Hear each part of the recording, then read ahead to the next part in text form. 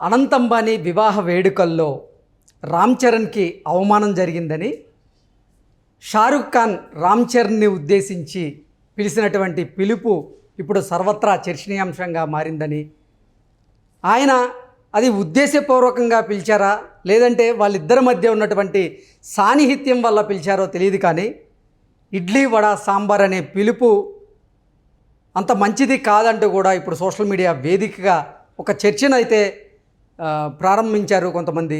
ఈ నేపథ్యంలో అసలు నిజంగా ఈ ఇడ్లీ వడ సాంబార్ అనేటువంటి పిలుపు రామ్ చరణ్ను ఉద్దేశించి షారుఖ్ ఖాన్ చేసింది ఉద్దేశపూర్వకంగానా, లేదంటే వాళ్ళిద్దరి మధ్య సాన్నిహిత్యం వల్ల చేసి ఉండొచ్చా, లేదా దక్షిణాది సినీ పరిశ్రమను చిన్నచూపు చూసే దాంట్లో భాగంగా షారుఖ్ ఖాన్ నిజంగా ఇటువంటి కమెంట్స్ చేసి ఉండొచ్చా అనేది ఇప్పుడు మనతో మాట్లాడేందుకు ప్రముఖ రాజకీయ విశ్లేషకులు, ప్రముఖ సామాజికవేత్త కృష్ణకుమారి గారు మనతో ఉన్నారు. మేడంతో మాట్లాడదాం. మేడం నమస్తే. మేడం అనంత్ అంబానీ వివాహ వేడుకల్లో రామ్ చరణ్కి అవమానం జరిగిందని, ఇడ్లీ సాంబార్ వడ అనే పిలుపుతో షారుఖ్ ఖాన్ రామ్ చరణ్ని పిలిచాడని, అది రామ్ చరణ్ని చిన్నచూపుగా చూసినట్లే అని, అలాగే దక్షిణాది సినీ పరిశ్రమని కూడా చిన్నచూపు చూసినట్లే అంటూ కూడా ఇప్పుడు సోషల్ మీడియా వేదికగా ఒక చర్చ అయితే మొదలైంది. మేడం ఏంటి అసలు నిజంగా ఆయన ఉద్దేశపూర్వకంగానే రామ్ చరణ్ గారిని అటువంటి వ్యాఖ్యలు చేసి ఉండొచ్చా, లేదంటే వాళ్ళిద్దరి మధ్య ఉన్నటువంటి సాన్నిహిత్యంతో సరదాగా ఆయన ఆ పిలిచి ఉండొచ్చా అంటే ఏం చెప్తారు మేడం? అంటే కొంచెం పద్ధతులు అయితే పాటించాలి. ఇప్పుడు ఒక షూటింగ్లో అలా పిలుచుకున్నారనుకోండి, ముద్దు పేర్లతో పిలుచుకోండి, ఎట్లన్నా పిలవండి, ఏ రకంగా నిక్నేములతో పిలుచుకోండి, పిలిచినా బయట ప్రపంచానికి తెలియదు, అది షూటింగ్ లోపల జరుగుతుంది కాబట్టి. ఇది ఎన్నో వందల కెమెరాలు షూట్ చేస్తూ ఉన్న సందర్భం, అది ఎన్నో వందల మంది వేల మంది ఆహుతులు కూర్చునున్న సందర్భం అది. పైగా అక్కడక్కడ స్క్రీన్లు వేసి చూపిస్తూ ఉంటారు ఆ వేడుకని. ఎక్కడ దాచిపెడితే దాగే విషయం కాదు అది. అయితే అలాంటి సందర్భంలో అలా షారూఖ్ ఖాన్ వ్యవహరించడం మట్టుకు వాళ్ళిద్దరికీ మధ్య సాన్నిహిత్యం ఉండి అన్నా తప్పే, యథాలాపంగా అన్నా తప్పే, ఏది ఎలా మాట్లాడినా తప్పే. ఇక దీనిలో ఎక్స్క్యూజ్ లేదు. అసలు పాయింట్ ఏంటంటే ఇక్కడ అసలు ఇడ్లీ సాంబారు అనే మాట ఏదైతే ఉందో దక్షిణాది వాళ్ళని వాళ్ళు అలాగే పిలుస్తారు. నార్త్ వాళ్ళు, ఉత్తరాది వాళ్ళు దక్షిణాది వాళ్ళని అసలు మద్రాసీలు అని పిలిచేవాళ్ళు ఒకప్పుడు. అసలు ఆంధ్రప్రదేశ్ అనే మాట ఉండేది కాదు, మద్రాసీలు కేవలం మద్రాసీలు అనేవాళ్ళు. ఈ మద్రాసీలు పోయిన తర్వాత కూడా మద్రాసీలు అయినా కానీ ఇడ్లీ సాంబార్ అనే ఇది, అంటే మద్రాసు ఇడ్లీ సాంబార్ చాలా బాగుంటుందని తినేటప్పుడు బాగా లొట్టలేసుకుని తింటారు, కానీ ఎగతాళి చేయడానికి కూడా అదే పేరు వాడతారు. ఇది ఒక రకంగా తలబిరుసుకి తార్కాణం. మామూలుగా ఎన్నో విషయాల్లో మనం షారూఖ్ ఖాన్ విషయం, అతనికి యాటిట్యూడ్ ఉంది, అతనికి యాటిట్యూడ్ ప్రాబ్లం ఉంది, అంటే ఒక రకమైన తలబిరుస్తనం ఉంది అతనికి అనేది చాలామంది నోట్లోంచి విన్నాం మనం. అసలు ఈ తలబిరుసు మనుషులు ఎందుకు ఉంటారు అనేది కూడా ఒక్క క్షణం మనం ఆలోచించాలి. తలబిరుసు మనుషులు ఎందుకు ఉంటారు అంటే, ఇప్పుడు అనుకోకుండా ఒక ఫేమ్ వచ్చేస్తుంది. ఇప్పుడు చిన్న చిన్న నాటకాలు వేసుకుంటూ, తర్వాత అడ్వర్టైజ్మెంట్లు ఇచ్చుకుంటూ, లేదు అనుకుంటే సీరియల్స్లో చేస్తూ వాళ్ళ జీవితాలు అక్కడే ఉన్నాయి అనుకోండి, అంత ఉండదు. వాళ్ళు ఊహించింది ఏదో, ఇది ఒక సినిమా ఫీల్డ్ అనే కాదు, వ్యాపారం కావచ్చు, ఏదన్నా కావచ్చు, ఏ రంగంలోనైనా వాళ్ళు ఊహించింది వచ్చినప్పుడు దానిని హోల్డ్ చేసే కెపాసిటీ ఉండాలి. హోల్డింగ్ కెపాసిటీ అంటారు. అంటే ఈ హోల్డింగ్ కెపాసిటీ ఎక్కడి నుంచి వస్తుంది? వ్యక్తిత్వం నుంచి వస్తుంది. బలమైన వ్యక్తిత్వం ఉన్నవాళ్ళు చాలా కష్టాలు వచ్చినా కష్టపడినట్లుగా బయట వాళ్ళకి కనిపించరు. చాలా ఆనందం వచ్చినా కానీ ఎక్కడా కూడా ఆ ఆనందాన్ని విపరీతంగా వ్యక్తం చేయటం ఉండదు. మీకు ఓ సినిమా ఉంది, ఏది శృతి హాసన్ దన్ను అల్లు అర్జున్ సినిమా ఒకటి. దాంట్లో నవ్వావా అని అడుగుతాడు హీరోయిన్ని. నేను నవ్వాను అంటది. మరి నాకు వినిపించలేదే అని అడుగుతాడు. అట్లా ఒక స్థిమితత్వం అంటారు దాన్ని, స్థితప్రజ్ఞత అంటారు. అవి మనుషులు ఎదిగే కొద్దీ ఒదిగి ఉండే లక్షణం ఉన్నవాళ్ళు ఆ స్థితప్రజ్ఞత ఉంటుంది వాళ్ళకి. అది లేని వాళ్ళు వీళ్ళకి ఊహించింది వాళ్ళ జీవితంలో చెడు జరిగినా వాళ్ళు భరించలేరు, మంచి జరిగినా అసలే భరించలేరు. అది ఏమవుతుంది అంటే తను చాలా గొప్పవాడినని, ఏవో తనకి ఒక అద్భుతమైన తెలివితేటలు, ఒక అదృష్టము పట్టినయని, దేవుడు తన యందే ఉన్నాడని, కాబట్టే నేను ఇంత విభిన్నంగా ఉన్నాను, వేరే వాళ్ళలాగా లేదు, నేను విడిగా, నేను అసలు ఐఎమ్ స్పెషల్ అనే ఒక నార్సిస్టిక్ మెంటాలిటీ ఒకటి డెవలప్ అవుతుంది. ఎవరికి? ఈ బలమైన వ్యక్తిత్వం లేని వాళ్ళకి, స్థితప్రజ్ఞత లేని వాళ్ళకి. ఇట్లాంటి వాళ్ళని ఎందరినో చూసాం మనం. ఎందరో అంటే ఎక్కడో దాకెందుకు, ఇప్పుడు ఈ ఫంక్షన్లోనే చూడండి, అనిల్ అంబానీ, ముఖేష్ అంబానీ ఇద్దరు అన్నలదమ్ములు. తండ్రి ఇద్దరికి సమానంగా పంచిచ్చాడు. మరి అన్న ఎక్కడున్నాడు, తమ్ముడు ఎక్కడున్నాడు? ఇంకా తమ్ముడికే అడ్వాన్స్డ్ ఉన్నటువంటి ఇండస్ట్రీస్ని కూడా ఆయనకి పంచిచ్చారు. తల్లి కూడా తన వాటాలో నుంచి చిన్న కొడుకు ఇచ్చింది. అయినా కానీ అతను హోల్డ్ చేసుకోలేకపోయాడు. ఇప్పుడు మీరు ఒక చెట్టును చూడండి, చిన్న కాయ తొడిమ చిన్న కాయని మోస్తుంది, పెద్ద పనసకాయని కూడా ఆ తొడిమ మోస్తుంది. అవును, మనం ఏమనుకుంటాం, చూస్తూ చూస్తూ ఇంత చిన్న తొడిమ ఇంత పెద్ద కాయని ఎట్లా మోస్తుంది అని అనుకుంటాం. అది ఆ హోల్డింగ్ కెపాసిటీ, అది ఎగ్జాక్ట్లీ ఆ చెట్టు కాబట్టి దానికి స్వతసిద్ధంగా ఉన్న లక్షణం బట్టి ఆ హోల్డింగ్ కెపాసిటీ ఉంది. మనిషి అలా కాదు కదా, మనిషి పెద్ద కోతి కదా. ఈ కోతికి ఎప్పుడు ఎలా ప్రవర్తిస్తాడో తెలియదు. నేను ఎప్పుడు నమ్రతగా ఉండాలి, ఎప్పుడు వినయ విధేయతలతో ఉండాలి, ఎప్పుడు అవసరమైనప్పుడు నేను రౌద్రంగా అవ్వాలి, ఎప్పుడు కోపం చూపించాలి, సందర్భానుసారం విషయాన్ని బట్టి పరిస్థితులను బట్టి ప్రవర్తించడం రావడం అనేది అందరి వల్ల కాదు. ఈ షారుఖ్ ఖాన్ లాంటి వాళ్ళ వల్ల అసలే కాదు. ఈ షారుఖ్ ఖానే కాదు, ఇలాంటి వాళ్ళు చాలామంది ఉన్నారు సమాజంలో.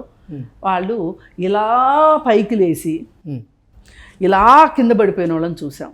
వాళ్ళకి ఆ హోల్డింగ్ కెపాసిటీ లేదు. ఎక్కడో దాకెందుకు, అమితాబ్ బచ్చన్ చూడండి, అతని జీవితాన్ని ఎనలైజ్ చేస్తే ఒక అద్భుతమైన వ్యక్తి కనిపిస్తాడు. అంటే అమితాబ్ బచ్చన్లో లోపాలు లేవని, అమితాబ్ బచ్చన్ అసలు అబ్బో ఆహా ఓహో అని కాదు నా ఉద్దేశం. అతనిలో కూడా లోపాలు ఉండి ఉండొచ్చు, కానీ ఒక చిన్న స్థాయి నుంచి సినిమా ఫీల్డ్లోకి వచ్చి అందరి చేత తిరస్కరించబడి అక్కడే నిలబడి అక్కడే తను ఆకాశాన్ని ఎత్తుకు ఎదిగి మళ్ళీ కిందపడి మళ్ళీ పైకి లేచాడు. ఈ మొత్తం వ్యవహారంలో రాజకీయాల్లోనూ అనుభవం ఉంది, రాజకీయాలతోనూ పరిచయం ఉంది, రాజీవ్ గాంధీతోటి స్నేహం ఉంది, ఆ ఇంట్లోకి తనిఖీలు లేకోకుండా వెళ్ళగలిగేంత చనువు స్నేహం ఉన్నాయి. అయితే ఏనాడు దాన్ని దుర్వినియోగం చేయాల అమితాబ్ బచ్చన్. ఎందుకంటే ఈ ఇద్దరు ఇవాళ బాలీవుడ్ని శాసిస్తున్న వాళ్ళల్లో ఈ ఇద్దరు ఎగ్జాంపుల్గా తీసుకుంటే, మరి అలాంటి అమితాబ్ బచ్చన్ని కూడా చాలా సార్లు సందర్భాల్లో అవహేళన చేశాడు షారూఖ్ ఖాన్. పత్రికల్లో కూడా వచ్చింది. కాకపోతే అనుకున్నాడు అమితాబ్ బచ్చన్, ఏంటి వాల్యూ ఇచ్చేది, నేను దాని గురించి మాట్లాడి అతనికి ఇంకొంచెం స్థాయిని ఆయన తగ్గించుకోదలుచుకోలేదు. తద్వారా వచ్చే పాపులారిటీని బట్టి ఈయన ఇంకొంచెం తోకలేని కోతిలాగా ఎగరడం ఇష్టం లేక ఆయనకి పట్టించుకున్నట్టు ఊరుకున్నాడు. కానీ అమితాబ్ బచ్చన్ లైఫ్ ముందు ఇవాళ కాకపోతే ఇతని దగ్గర చాలా చాలా కోట్లు ఉండొచ్చు, చాలా సంపాదించి ఉండొచ్చు, అది విషయం కాదు. కానీ ఒక లెజెండరీ స్థానం ఉంది చూసారా, అది సంపాదించాలి అంటే స్థితప్రజ్ఞత కావాలి.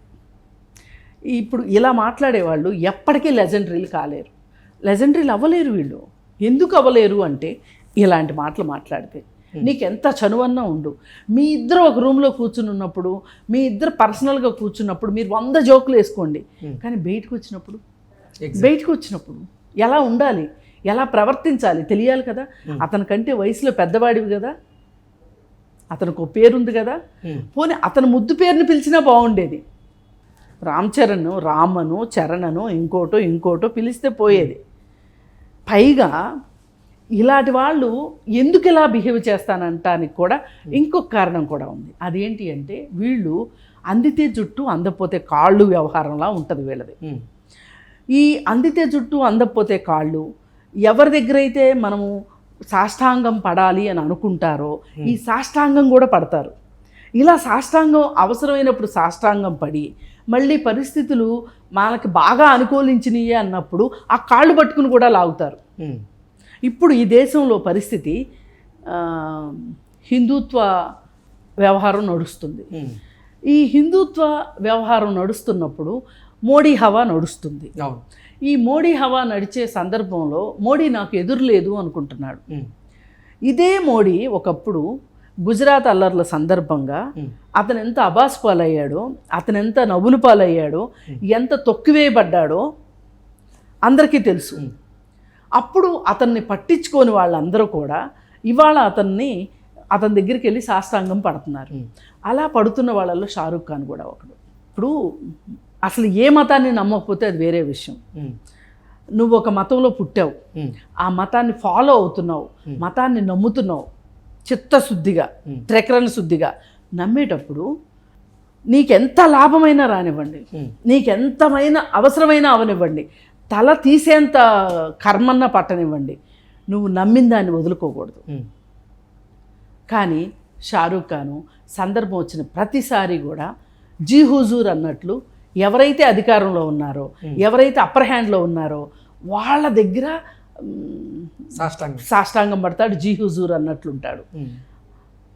ఈ మనస్తత్వం ఏం చేస్తుంది అంటే నాకంటే తక్కువ వాడిని, ఇప్పుడు నాకంటే ఎక్కువ వాడిని నేను కీర్తించాను, నాకంటే తక్కువ నన్ను కీర్తించాలి, కీర్తించకపోయినా సరే నేను తొక్కేస్తాను, నేను చిన్న చూపు చేస్తాను, నేను అవహేళన చేస్తాను, నేను ఏమైనా చేస్తాను. ఇది అతని వ్యక్తిత్వ లోపంగా చూస్తున్నాను నేను. దానికి ఏంటంటే యాడెడ్ ఫీచర్స్ ఏంటి అంటే నార్త్కి సౌత్కి ఉన్న వైరుధ్యాలు కావచ్చు, చిన్న చూపులు కావచ్చు, ఇవన్నీ. అలాగే ఇంకొకటి కూడా ఆలోచించాల్సింది ఏంటంటే అసలు మనకి దక్కని ప్రైడ్ లేదు మన దగ్గర. మేము దక్షిణ భారతీయులమి అనే ప్రైడ్ మనము ప్రతి క్షణం చూపించాలి. అంటే ఎవరి మీద పెత్తనం చేయడానికి కాసుమా, మన ఉనికిని మనం చాటుకోవటానికి, మేమేమి తక్కువ కాదు అని అనుకోవటానికి మన విశిష్టత ఉంది మనకి. మనము సౌత్ ఇండియన్స్వి, దక్షిణాది వాళ్ళం, అందున ద్రవిడులవి, మన శక్తి మనకుంది. మనం ఏ రోజైతే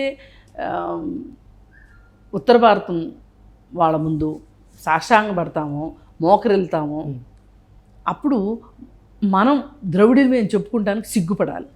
అసలు అవసరమే లేదు. వాళ్ళు చాలాసార్లు మనకి హిందీ రాదని ఎక్కిరిస్తారు, నల్లగా ఉంటామని అంటారు, రకరకాల మాటలు మాట్లాడతారు. కానీ అసలు వాళ్ళు వచ్చి ఎక్కడి నుంచో వచ్చి ఆర్యులు మన దేశం మొత్తం మనదైతే మన అక్కడి నుంచి తరిమి దక్షిణాదికి పరిమితం చేశారు. వాళ్ళు సింహభాగాన్ని ఆక్రమించారు.